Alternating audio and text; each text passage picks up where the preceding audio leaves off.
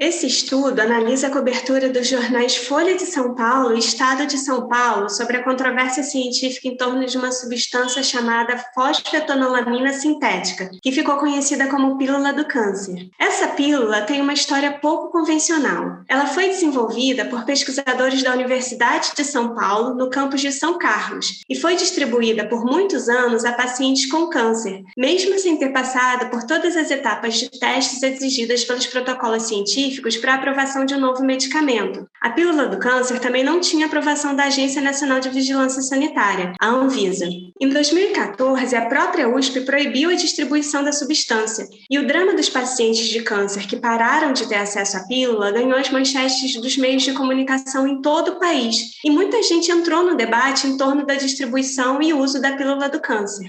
O debate público acabou se polarizando. De um lado, o grupo de cientistas da USP que desenvolveu a substância, juntamente com pacientes de câncer e seus familiares e advogados, reivindicavam o direito de acesso ao suposto tratamento. O tema chegou a ser levado ao Supremo Tribunal Federal e a autorização de uso chegou a virar lei, que mais tarde, no entanto, foi revogada. De outro lado, o restante da comunidade científica e as associações médicas questionavam a eficácia da pílula e apontavam o risco de usá-la, já que a substância não havia passado por todos os protocolos científicos e não possuía registro em agências regulatórias. Então, o caso da pílula do câncer é muito rico para se estudar as relações entre ciência e sociedade, porque as discussões em torno da substância extrapolaram o âmbito acadêmico e ela virou tema de debate também entre políticos e a sociedade de forma mais ampla. E olhar a cobertura dos jornais sobre esse assunto pode dar indícios de como o tema circulou na sociedade, que atores sociais tiveram suas reivindicações ouvidas e que argumentos ou questões sociais foram levantadas. Ou seja, o debate sobre a pílula do câncer tem muito a nos dizer sobre a importância de se falar no âmbito público sobre as controvérsias científicas em geral.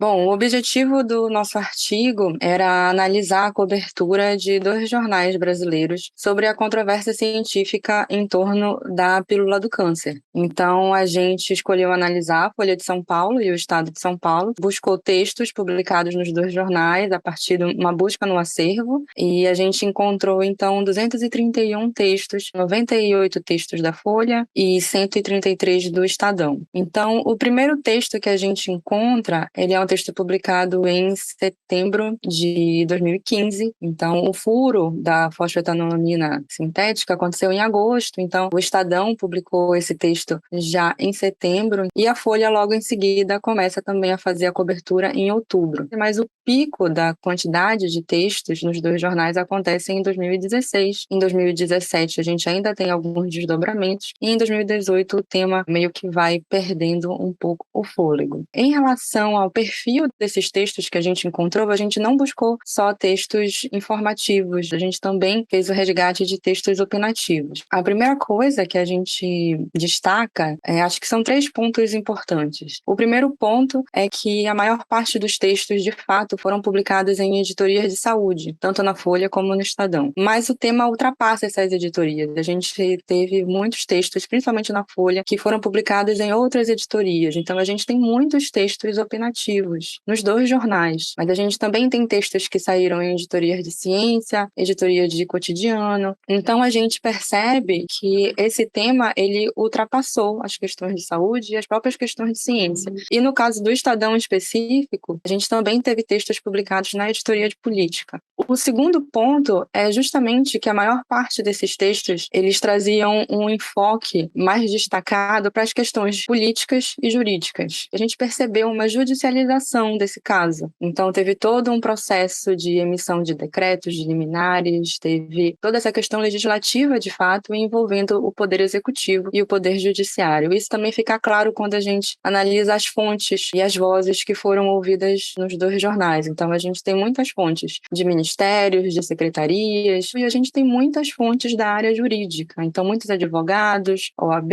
desembargadores e todo esse grupo. E, por fim, uma coisa que também é importante destacar é a relação entre ética e ciência. Esse debate ético, ele apareceu em 2 momentos. Quando se discutiu a própria atuação do professor Chierici, porque ele estava ali produzindo um material que talvez ele não devesse, E também teve a questão por parte dos pacientes, das pessoas que estavam querendo fazer uso da substância. Em que medida as pessoas em estado terminal pudessem fazer uma escolha de utilizar uma substância ainda não aprovada pela instância regulatória, que no nosso caso é a Anvisa. E aí, para finalizar, o ponto principal assim que a gente pode destacar é que os jornais trouxeram argumentos tanto a favor da utilização da pílula como contra. Mas o destaque principal foi sempre contrário. Então, apesar de estarem presentes argumentos que eram a favor da utilização da substância, no final das contas a gente viu um destaque muito grande para não utilização, para não recomendação, uma vez que essa substância não era aprovada da forma certa, né, pela Anvisa.